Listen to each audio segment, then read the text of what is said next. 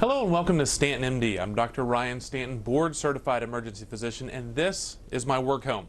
We're currently standing in the emergency department here at Baptist Health in Lexington. In this department and departments around the country, we're the front line of stabilization and diagnostic care for emergent conditions. In our hospitals, whether it's heart attacks, strokes, trauma, babies on the way, or simple cuts, bumps, and bruises, we see it all. In fact, with over a decade in the ED, I would venture to say that I've seen about everything. But as soon as I do, someone will prove me wrong. We never know what we're going to see, thus every day is a new adventure. During that time, we have had endless conversations on if only, or that could have been prevented. And that's the goal here of StantonMD. Every month we will bring you tools, interviews, and information that will hopefully keep you safe, healthy, and out of the ED. I hope you will make this part of your schedule to tune in to StantonMD on the first Saturday of every month at 7 a.m. right here on ABC 36. Today I want to start with a story about a board-certified radiation oncologist that not only spends his days battling cancer, but also has a set of unique hobbies and goals that will help drive the future of cancer care and research in our region. Dr. Jonathan Fedek started his days early and doesn't turn in till quite late. If you're looking for him and he isn't in the office, he'll be with his family or training hard for his next Ironman triathlon. Dr. Fedek never thought that his love of exercise would help raise money for his patients. But it is, and he's really good at it. I spent a day with Dr. Fedek to see what it takes to battle cancer and train for Ironcology. I'm Dr. Ryan Stanton here at the Marquee Cancer Center, and this may be the middle of the day and Dr. Fedek looks very professional, ready to treat his patients, but the day started much earlier. It started about 4:15 this morning when he got up to get in shape for Ironcology. Persuaded me to help him. Well into his morning workout, I decided to ask Dr. Fedek, what exactly is Ironcology? So Ironcology is a concept I came up with a couple of years ago, where what I was trying to do is combine my hobby, which is racing Ironman triathlons, with fundraising for the Marquee Cancer Center, or specifically trying to improve some of the treatments I provide, and I work as an oncologist. So I just combined them, so Ironcology was that blend. As we keep going, I've now raised about $250,000, all of which goes to the Marquee Cancer Foundation, primarily devoted to patient care. This type of dedication takes commitment. So what exactly does the exercise and training schedule look like for an actively working board-certified radiation oncologist who participates in triathlons? I get up pretty early. Most days I'm up at 4 or 4:15. I get in a pretty decent workout in the morning. I finish by 6 a.m. just before my kids wake up. Go to work throughout the day. I usually leave at about 5:30, 6 o'clock. Spend a couple hours with the kids, and then once they go to bed, it's usually another hour, hour and a half in the late evening before I go to bed. I got up today at 4 a.m. It's now 5:30. I've been on the bike an hour 15. The big question is the level of success. How successful has Ironcology been in raising money for cancer care? The very first project that I fundraised for was trying to build a whole new radiation therapy treatment suite. That would be kind of a combined treatment room, primarily allowing us to perform really complex radiation implants. We've been fairly successful. In 2014, my first race was Ironman Louisville, where I raced as the final starter and raised money per person that I passed. In the first race, I raised $54,000. Our original goal, honestly, was pretty modest, just 15 or 20. I think the long-term goal, we thought we could maybe raise 50,000. But before the end of that year, I had ended up raising 141,000. And as we keep going, I've now raised about $250,000. Dr. Fedek says that current treatments are making advances, but the future may lie in our own immune system. The current trend with cancer treatment, at least, is really starting to explore immunotherapy. Or if we can't necessarily find a cure with the chemotherapy agents, or is there no such thing as a right chemo combination, it's trying to look at, well, what can we do to enable the body itself to start fighting cancer? So a lot of the newer treatments that I think we're going to be seeing very soon, maybe even as early as in the next 2 to 3 years, are going to be focusing on activating the immune response to actually start fighting the cancer, so that maybe in that situation when we go back and use our conventional chemo drugs, some of our surgeries and radiation will actually have a higher chance of curing these patients. To get an idea of the treatments, I joined Dr. Fedek at his office at the Markey Cancer Center to see some of the tools that he uses to help battle cancer. Right now we're in the ground floor of the Markey Cancer Center Roach building. This is one of our treatment units, or a linear accelerator that we primarily use for treating pretty much any head and neck, lung, prostate, pretty much any main type of cancer that is a standard treatment we use on this unit. So exactly how does this technology work to target cancer cells and treat patients? Basically what it does is it takes the electric current out of the wall, the same electrical outlet that you would use to power a TV, and it uses it to, in a long roundabout process, to create its own radiation by raising that electric current very high to several million volts and then converting that into radiation. This is something that you cannot see, smell, hear, feel, or taste. The radiation enters kind of in a focal pathway, just like a laser beam would be if you had a laser pointer. It enters that part of the body and it's able to interact with water, and in the process of interacting with water, it actually generates free radicals that tends to damage the cells in its pathway. Now, one of the unique things that allows radiation to be very effective at treating cancer is that most of the damage that happens from radiation to our normal cells, they're able to repair it. Whereas most of the damage that's caused to cancer cells, they're not able to repair the majority of that damage. One of the bigger questions is, how do you protect sensitive tissues, those tissues that are normal that we want to save and protect that lie around cancerous cells? So for example, if you want to treat a tumor that's next to, like my hand, and avoid something that's next to it, well, you use all of these beam angles and not the ones that would otherwise pass through what you're trying to avoid, or the opposite way.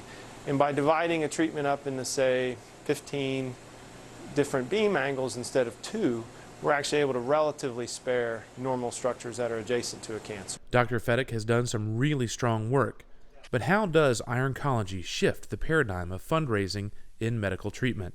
So indirectly, I've kind of opened the door, I think, for physician engagement as well as requesting help from the patients that we actually treat. You know, one of the most unique things that Ironcology created, or at least brought to light here, was this concept of crowdfunding, and that it really is a very successful method of gathering donations. You know, the original idea I had with Ironcology was just to raise a little bit of money that I could then go to some very large potential donors and ask for large amounts. When in turn what ended up happening was I raised all the money I did off of small donations. Ironcology brings together a great mix of medicine and desire to help patients through an interest in exercise. Dr. Jonathan Fedek and his wife Shannon work tirelessly for their patients to help them get better, feel better, and advance cancer treatment. I'm Dr. Ryan Stanton, and this has been a Tools of the Trade. As you can see, Dr. Fedek is committed to his patients in fighting the disease that sees on a daily basis. He is currently training for the upcoming role for the cure, and his first annual Ironcology Survive the Night Triathlon.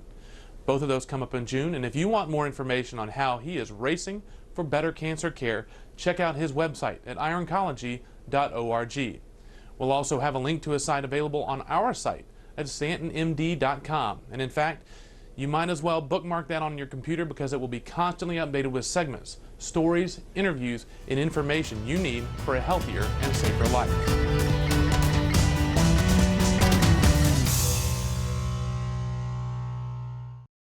As a board-certified emergency physician, Dr. Stanton is a proud member of the American College of Emergency Physicians, also known as ACEP. ACEP provides physician and evidence-based patient resources at its consumer website, emergencycare4u.org. That site has stories, fact sheets, and advice on a wide range of emergency topics. From visiting the ER to mom tips, you can find them on emergencycare4u.org. Now, back to the show.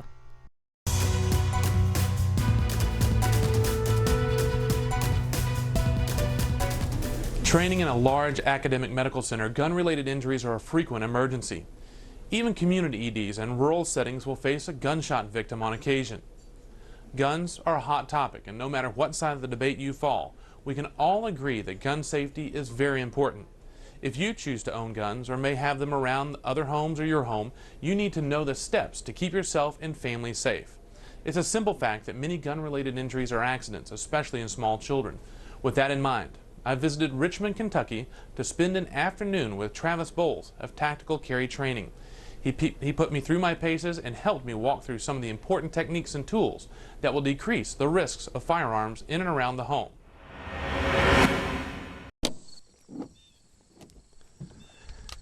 I'm Dr. Ryan Stanton for Tools of the Trade, and I'm here in the beautiful rural areas of central Kentucky to talk about gun safety. Unfortunately, about 1,000 people die every year from accidents associated with guns. Even more frightening, about 10% of those are among kids under age 6. So today, I'm joined by Travis Bowles with Tactical Carry Training, who's going to talk with us about gun safety.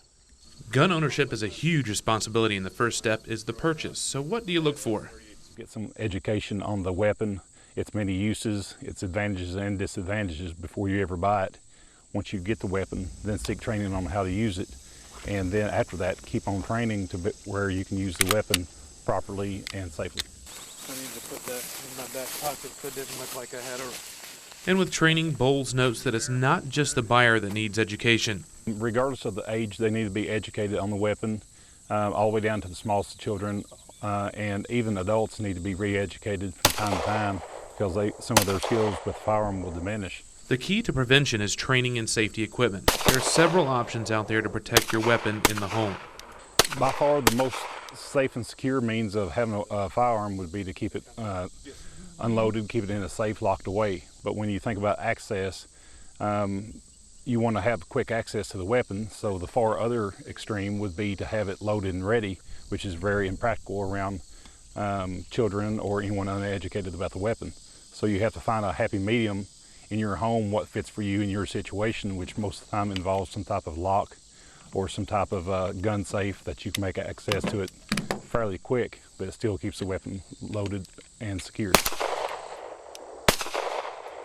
In the end, it's all about the right weapon, proper training, and vigilant security that will prevent unnecessary firearm injuries and deaths. So, if you're a gun owner or have guns around the home, it's your responsibility to make sure that you have the proper training and the proper safety measures to keep you, your family, and those around you safe. I'm Dr. Ryan Stanton, and this has been some Tools of the Trade.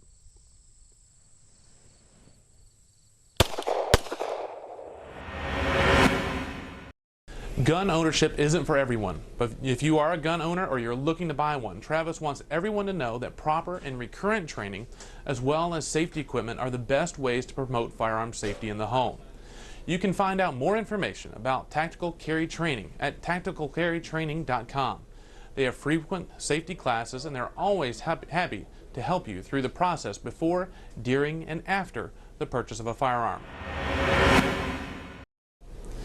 If you're a parent like me and your kids are school age, you have probably seen that dreaded lice letter from the school. What's worse is when that letter is to alert you that your child is the one with lice. I'm not sure of any parent that doesn't get a little bit squeamish with the idea of bugs living in the kid's hair. The good news, though, is that help is out there. Lice may be nasty, but they are treatable.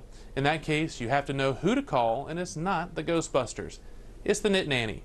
Betsy Harrington is her name, and the Nit Nanny is her game. She brings to bear the most up-to-date and safest lice treatment on the market. I talked with Betsy about the challenges of lice care and what you have to do to rid junior scalp of this classroom pest. I'm Dr. Ryan Stanton for Tools of the Trade, and lice is an all too common affliction for young children throughout the United States. And today I want to talk about one of the solutions for nit infestations, and that's the Nit Nanny, Betsy Harrington. She spends her days traveling around central Kentucky assisting the masses with the eradication of head lice infestations. So, how common are head lice? There are approximately 6 to 12 million cases of head lice in children the ages of, I believe, 3 to 11 in the course of the year in the United States. First questions you may ask is, what are head lice? Head lice are just human parasites. They are just a parasite that affects human beings. They like to live on your close to your scalp. These cases are most commonly seen in children, but there can be cases in people of all ages. The highest risk are children of school age and their families. Basically, this is a social infestation associated with close contact with others. Girls are more at risk than boys, and finally, some good news for the bald out there: less hair means less risk.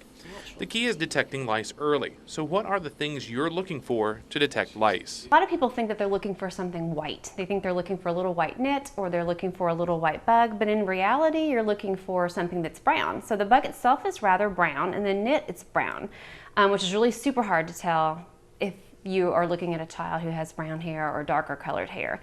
The biggest question is not that you have lice, but more importantly, how do you get rid of them? Mine is more not so much killing the bug as it is removing the nit, which is the next generation of lice. So there are pediculicides that will actually kill a bug. In most cases, some have become resistant to pediculicides, which is why my form of treatment is a little bit different. The Nit Nanny's treatment takes about 2 weeks, and she can provide the service or help guide you through the process. Betsy says that the initial treatment removes over 99% of the infestation, and the repeat treatment is basically to clean up the rest. Oftentimes, if one person has it, others will as well. And so if we take care of everybody at one time, it takes care of the issue immediately. So when you're faced the emergency of the day, when you get that letter from the school that says your child has a nit infestation, you may want to give the Nit Nanny a call and help resolve a pesky situation. I'm Dr. Ryan Stanton, and this has been some Tools of the Trade. If you haven't faced off against lice before, it may be best to get help from a professional. Even though lice are a relatively benign little bug that is treatable, getting rid of them isn't common sense. Without the proper tools and know-how, lice can be an ongoing and frustrating issue. You can get more information on the Nit Nanny at nitnanny.net. More StantonMD coming up right after this.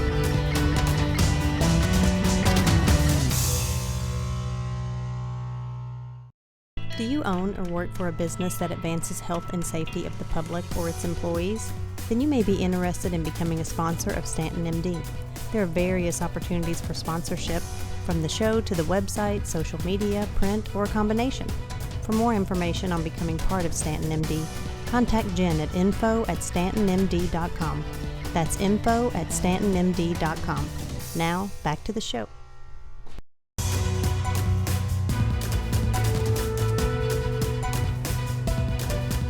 Welcome back to StantonMD. On January 30th, 2016, fire ripped through the Bluegrass Stockyard in Lexington. Hundreds of firefighters and other agencies battled one of the largest fires in Kentucky history. During the hours of the fire, 7 acres of stockyard and businesses burned. The firefighters that responded to the scene had the most up-to-date gear to help battle the flames and keep them safe. But that only lessens the risk that these men and women face on a daily basis. A few days after the fire, we went to the scene and talked to firefighters about the risks and tools that help keep them safe during the fire. But we also learned that some of those tools have risks of their own. I'm Dr. Ryan Stanton with Tools of the Trade. Once again, here in the middle of the Bluegrass Stockyard, a scene of utter destruction, cars burnt everywhere. And today we're going to look at some of the things that keep these men and women safe and some of the challenges they face when they face a large fire. With firefighting, heat is the most obvious threat, but there are other risk exposures as well. You've got smoke inhalation, you got the gases that are given off from the fire, which CO, cyanide, or any other type of carcinogenic reaction to smoke. And so a lot of bodily exposures as well. What do we do for these men and women when they come on these scenes to help protect them? Well, we've got our protective gear that we wear that's supposed to stop most things, but as we're finding out as well, we're also absorbing these gases and carcinogens with the soot. And but we also have our pressurized tanks, which we breathe in pressurized air, and so it keeps us from inhaling through our lungs. And obviously our hoods and our entire bodies are covered with the proper gear to keep us safe as much as possible. As technology advances, some risks may be abated, but others may increase. Advancing technology-wise years beyond what it used to be 30 years ago, 10 years ago even, and we're able to go deeper into fires. And the good thing is we're able to put them out sooner, hopefully. But the bad thing is we're exposed to those immense heat and may put us in more danger of trying to get out. Emergency workers aren't the only ones at risk. The public is also exposed to chemicals and threats to their health. If there is a fire nearby, what should you do to increase safety and decrease risk? It's not a safe atmosphere, and it's not a safe area, and you need to move away into a safe area and away from the travel of the smoke. For most of us, the adage says that we put our pants on one leg at a time, but in the fire service, proper attire is the difference between life and death. Now we're arriving to the scene. Huge fire, 7 to 8 acres, cars involved, power lines involved, all heck's breaking loose. First challenge is going to be the heat. How do we deal with the heat? Well, prior to that, any run that we get that involving fire, we automatically put all our gear on. It's going to consist of the jacket, which has the outer liner, and you've got an inner water liner also to protect. This is Kevlar. You've got your boots. You've got your Nomex hood also to put on. We've got our boots, and the pants are the same way, lined outside in that. Also too, we've got it mounted inside our truck. We've got an SCBA. That's actually going to help us with the superheated airs breathing in, not only the smoke, just the fact without destroying our lungs. So we're going to fast forward, and Firefighter Brown is magically dressed in all his gear. As you can see, he's got his gloves, flashlight, we've got our hood, got everything in here tight. So how much are we talking about in terms of, we're going into a fire, house fire, a fire like this, how much weight are we talking about that we're lugging through all the scenes? 60 pounds with just about the gear on here. When we start carrying extra tools, we're looking at up to over 100 pounds that we're carrying extra on top of us. Protective clothing is just the tip of the iceberg for risk facing the firefighters. Next week we will talk about some of the other challenges and tools the firefighters use to stay safe. Every day, men and women across this country stand ready to fight fires like this one. They may not be as large as the Bluegrass Stockyard fire, but nonetheless the challenges are there and they stand ready for our time of need. I'm Dr. Ryan Stanton, and this has been a Tools of the Trade. The world has two types of people, those that run from danger and those that run towards it in hopes of helping others. Our hats are off to all the first responders that risk their lives to help keep us safe. On top of the risk that we discussed in this segment, firefighters also have a research-proven higher than baseline cancer risk. Firefighters are currently not covered for occupational-related cancers here in Kentucky. A bill is currently in the legislature that will hopefully address that. More information is available about the Lexington Fire Department at lexingtonky.gov under the Division of Fire and Emergency Services tab. Once again, we thank all the first responders out there for your service. I'm here with firefighter Gert. We're going to talk about hands-only CPR. It's, over time we've heard about everybody needs to know CPR, and it is the one thing that you can do to help save a life. It's going to take several minutes for the ambulances to get there, several minutes from there to even get to the emergency room. So the likelihood of somebody surviving is going to be dependent if somebody goes down, starting CPR, knowing what to do in order to wait for those guys to get there so they can continue from there. So firefighter Gurton, thank you for joining me. Thank you for having us. Okay, so we're coming upon a scene. Somebody collapses down. What are the first things you're going to do? First thing we want to do is make sure the scene is safe. We're not sure how this person has ended up in the position they are. Once the scene is safe, then if they are unresponsive, we want to start hands-only CPR. It's a big push with hands-only CPR. Now, how is that different than the traditional CPR that we've seen? The traditional CPR is you would do the compressions and then you would follow it with the mouth-to-mouth portion of it. And we understand that a lot of people just don't want to do the mouth-to-mouth portion of it. The creep factor there with putting your mouth on somebody's mouth. And what we found with the research is that for the first 5 minutes of CPR, the circulation of air and the perfusion of the brain and the vital organs is equivalent with hands-only CPR as with hands-only CPR and with the breathing. So you're not shortchanging somebody. In fact, you're increasing their likelihood of survival, one, because you're doing the procedure, but two, also you're continuing that blood flow and oxygen circulation through the brain and vital organs. So how do people do hands-only CPR? It's a real simple process. Like you said, if you're moving blood, you're moving oxygen. We want to push hard and fast. You want the lower breastbone of the chest. You want to lock your hands if you want to push hard and fast. 100. You want to do 100 per minute, 2 inches deep. So with 100 beats per minute, how is somebody going to know 100 beats per minute? Because what we find is that when people try 100 beats per minute in a stressful situation, it turns up being 200 beats a minute. Or they overkill on the other side and they go 40 beats a minute. How are people going to think about 100 beats per minute? One of the things that we like to use when we educate the public is the staying alive beat. It's any song. So the old disco tune. The old disco tune. Anything that's got 100 beats per minute. that's a good way of assisting you when you're doing your compressions. So what you can find is that you can look up or you can download Staying Alive as the tune that's actually available there, or you can look up any other song that's 100 beats per minute. In fact, I've Googled it in the past. There's several songs they have listed. So if you're not a disco fan, you can find whatever song you want that it can help out. The key here is to practice to make sure you know how to do it. We don't want to have anything other than the palm of the hand pushing onto the chest. You want to make sure that you're pushing hard enough. That's key. We got to get that compression of the heart as well. All right, Firefighter Gurton, thank you very much. I appreciate your time. Thank you, Doc. Stay safe out there. This has been some tools of the trade right here, learning some hands-only CPR. Hi, I'm Firefighter Kyle Brandon with the Lexington Fire Department. If you would like more information or would like to have a class or us to come out to your business, just call me at 859-231-5618 and we'll set up a hands-only event for you or your business. Each month we'll take some time to give you 5 or so tips for better, healthier living. This month we have 5 things you can do to be prepared for emergencies and major illnesses. It's a simple fact that none of us are planning for an emergency, but there are steps you can take to help prepare for the unexpected. First, get some ICE. This stands for in case of emergency and is the key data that emergency workers need if you're unable to communicate. Smartphones provide the perfect solution, allowing this data to be added to the home screen or emergency contacts of your phone. Next, you want to establish advanced directives. This is the document establishing your wishes for your care if you become unable to speak for yourself. This includes code status, resuscitation, and who can help make medical decisions.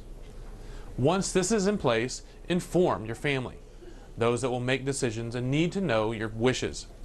You'll also need to let them know any important information and where important documents are kept in the home. To do this, you need some organization. Keep your paperwork in one location where it can be found. Family or loved ones need to know where this is, and it needs to be labeled for quick and easy reference.